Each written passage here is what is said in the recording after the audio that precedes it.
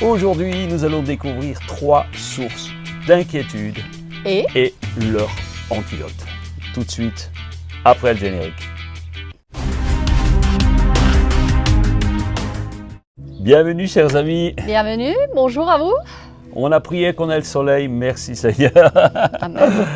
C'est une grâce de pouvoir partager avec vous. N'oubliez pas de vous abonner. Et aussi, mettez-nous un pouce. Ça nous fait toujours plaisir et ça ne coûte pas cher. Oui, ça nous encourage. Un petit commentaire aussi, si vous avez des questions, n'hésitez pas. Donc, on est là pour vous aider. On est là pour vous aider. Amen. Alors, la thématique aujourd'hui des inquiétudes, eh bien, il est dit dans Jean 4, 18 que l'amour parfait bannit la crainte.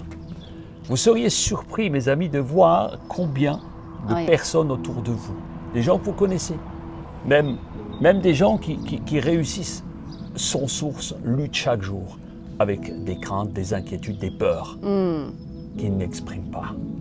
Peut-être connaissez-vous des gens autour de vous. Je crois qu'on en connaît tous. Oui, peut-être toi-même, vous-même, vous êtes sujet à toutes sortes d'inquiétudes.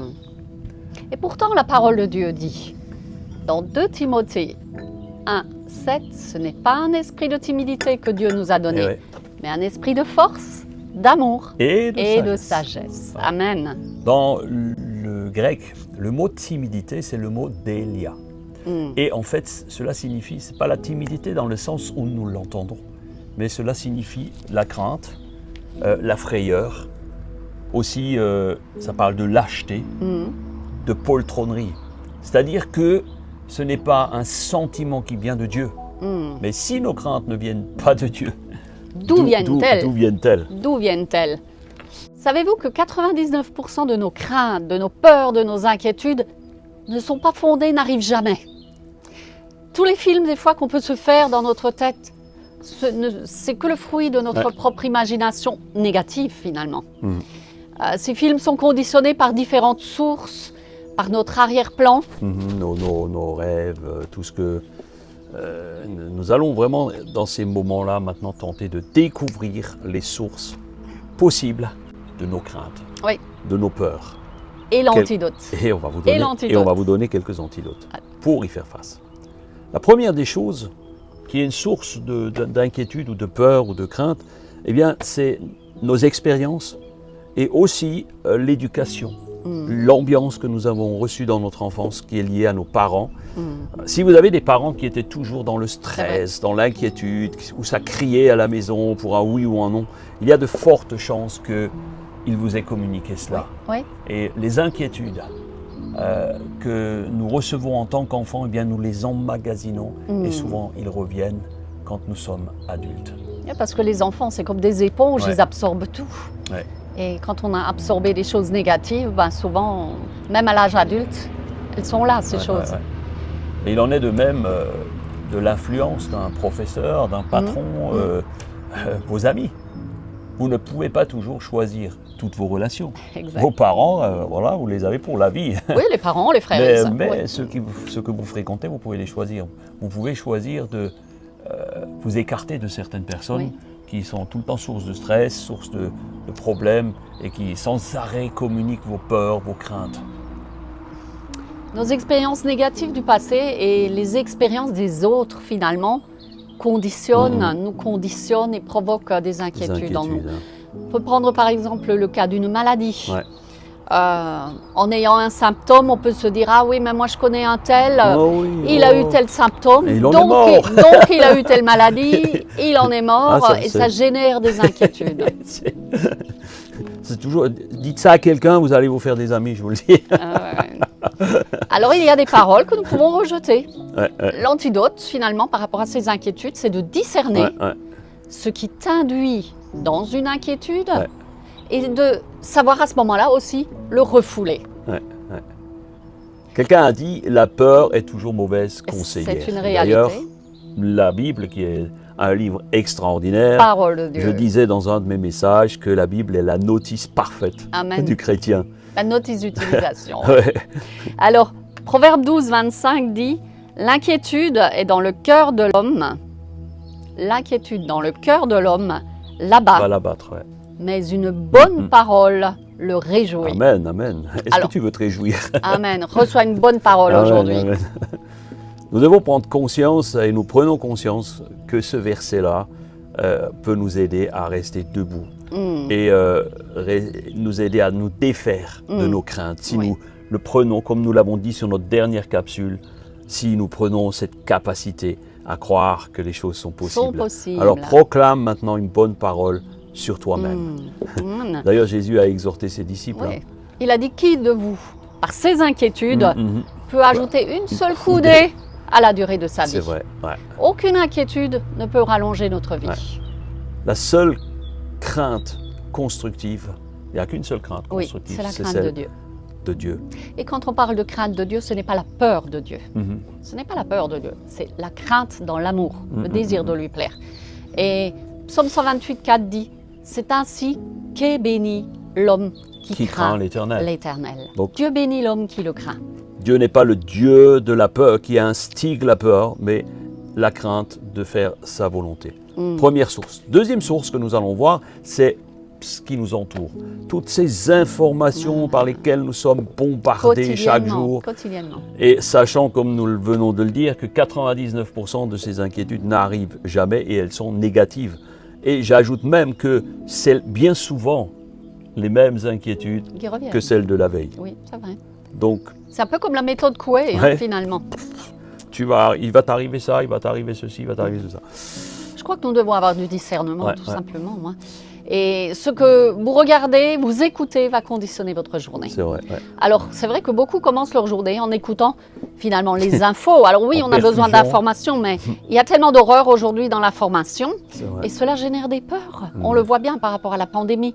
Combien de gens vivent dans la peur permanente? À force de se nourrir de ces peurs, de ces craintes. Des informations qui génèrent cette peur. Nous ne minimisons pas ce qui se passe, mais en même temps, si tu te nourris en perfusion d'informations qui t'amènent à la mort, à des pensées morbides, tu vas forcément... forcément, ta vie, elle sera conditionnée. C'est dans ces moments-là qui... Nous sommes conditionnés par ce que nous regardons et entendons. Et c'est alors que les inquiétudes, les craintes se manifestent.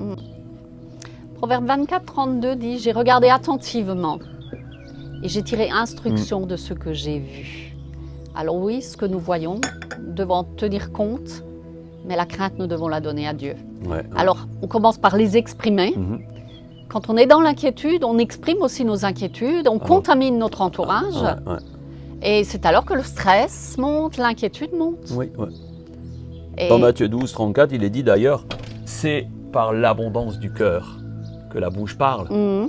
Donc si tu as un stress, forcément, tu vas contaminer ton entourage. Ce dont tu te nourris va forcément t'amener à le propager. Oui, c'est vrai. Ensuite, la troisième source d'inquiétude, c'est l'ennemi de nos âmes, c'est Satan. En tout cas, vos peurs, les inquiétudes que vous avez aujourd'hui, elles ne viennent pas de Dieu. C'est vrai. Alors, nous devons reconnaître la véritable source de nos peurs. C'est la première étape pour les surmonter. C'est faire un constat. Et savoir les identifier est primordial.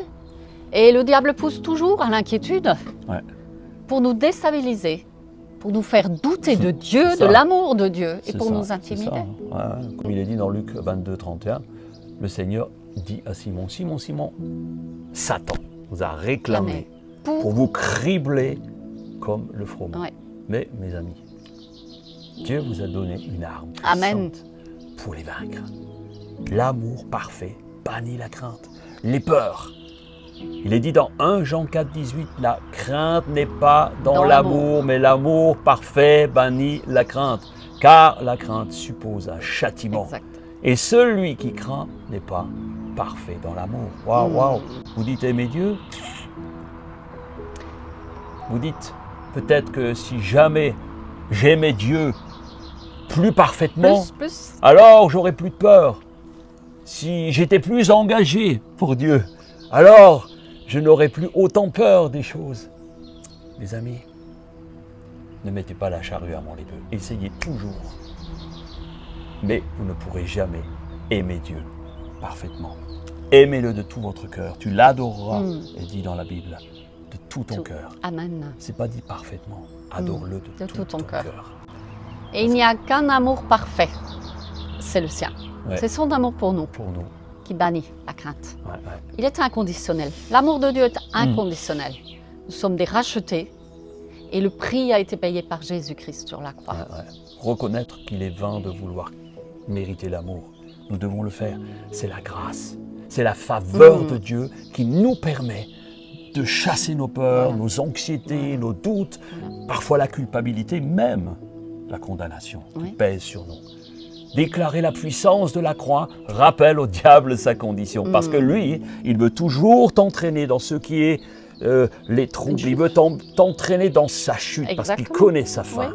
Alors, ne le laissons pas nous envahir de doutes, de craintes et d'inquiétudes, mais déclare que l'amour parfait bannit la crainte.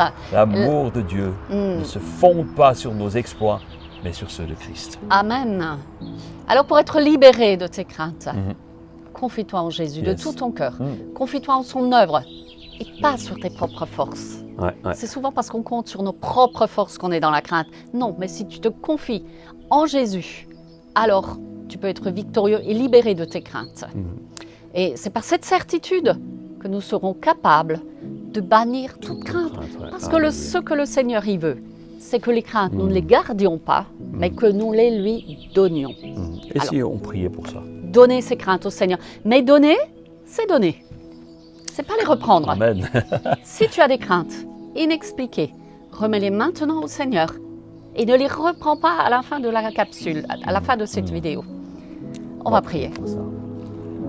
Seigneur, vraiment, nous te demandons ta faveur et ta grâce et l'aide de ton esprit pour nous révéler toutes les sources de nos craintes, celles que nous pouvons simplement gérer. Apprends-nous à gérer, apprends-nous à ne pas nous laisser envahir ni par le doute, apprends-nous à ne pas nous laisser entraîner par l'ennemi de nos âmes. Et nous voulons, Seigneur, te donner, bien, comme Fabienne vient de le dire, tout ce qui nous empêche d'avancer, tous nos fardeaux, nous les déposons à tes pieds.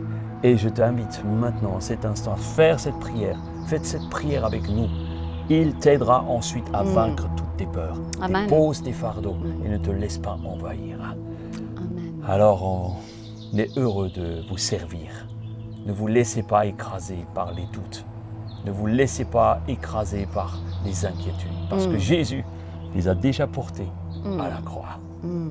Amen. Et c'est ce qu'on appelle la foi, déposée au Seigneur. Par la foi. C'est ce qu'on appelle la foi. On vous encourage vraiment à faire cela et à vivre la victoire. Persévérer. Persévérer. Persévérer. Soyez bénis. À très bientôt. Prenez soin de vous. Prenez soin de votre âme. Belle journée. Bye bye. Ciao.